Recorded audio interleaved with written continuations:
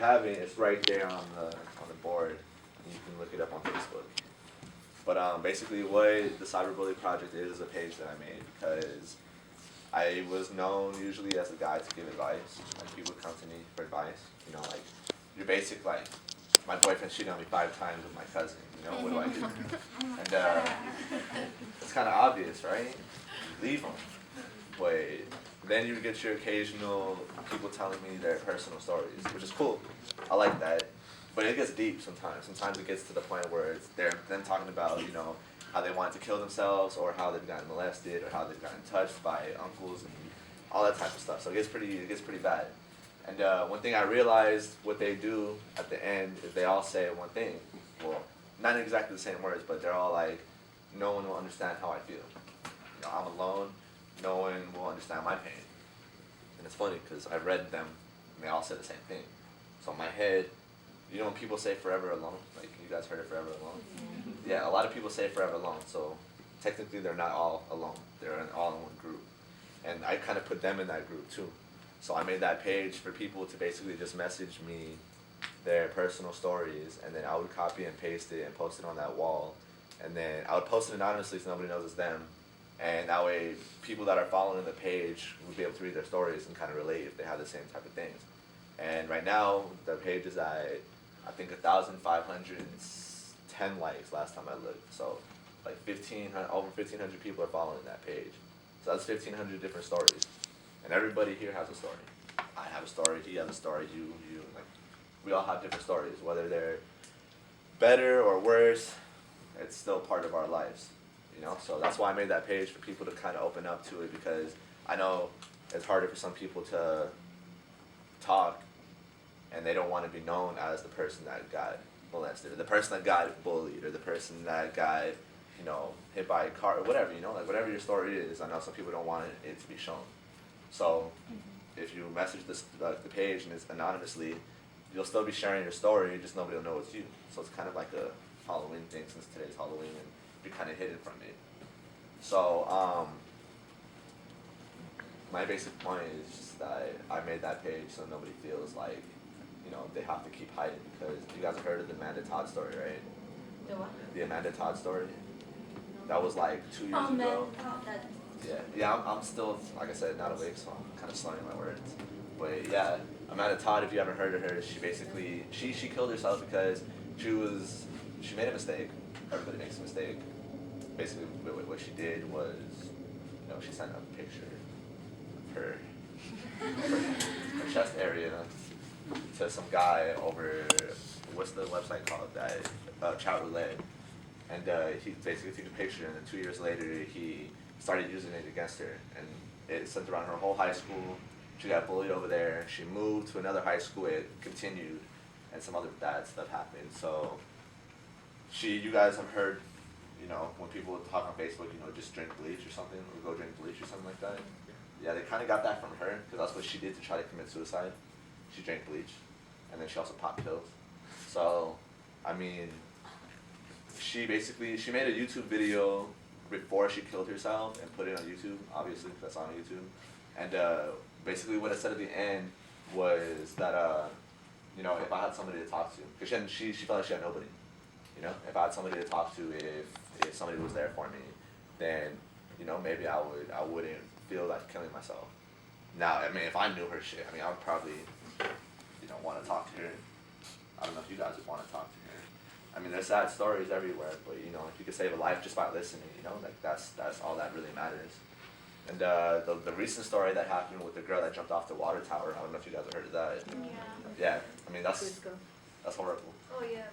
And I don't know if you guys heard about what the girl that bullied her said after. That she's happy. She just said she don't care. She's like, yeah, I bullied her, and yeah, she's committed suicide, but I don't give a... I don't know if I can cuss. I don't want to. I don't give a... Yeah, you know? So, that kind of gets to me, like, how can you be so... Heartless. Yeah, without, you know, have no remorse for what you did, and like somebody just killed themselves because of what you started, basically.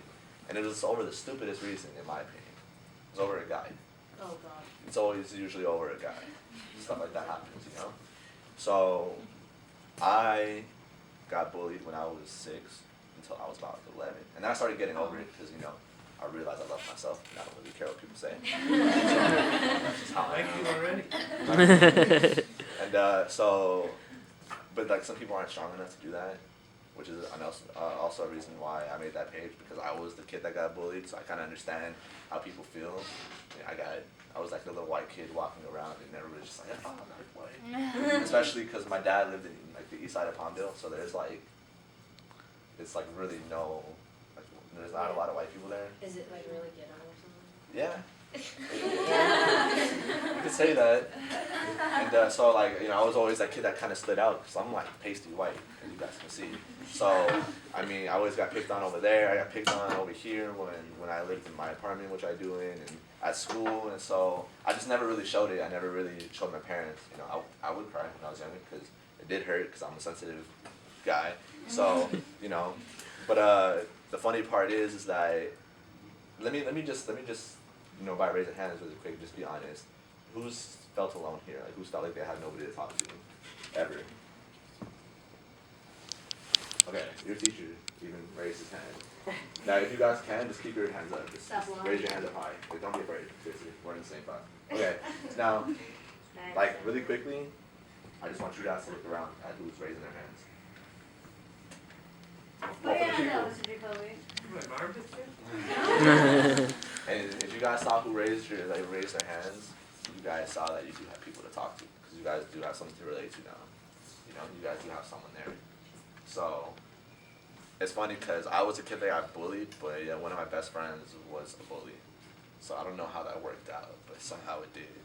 But I'm gonna pass the imaginary mic to him, and he's gonna tell a story. So yeah. Hi guys, I'm Josh. So I was my best friend. I graduated in 2013 Van Nuys High School. As you know, I was a bully.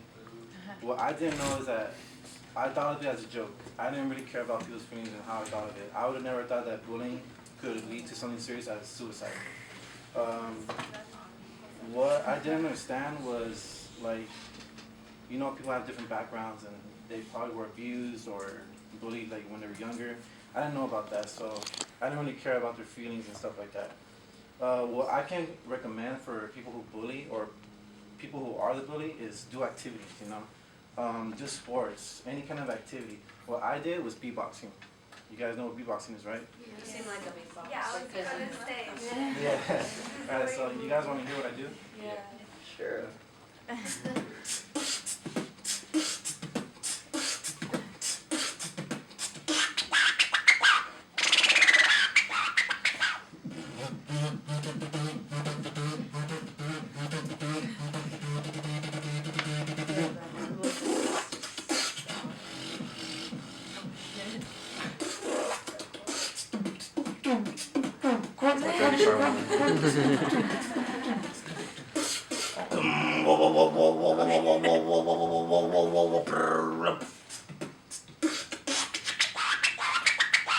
Alright, that's it.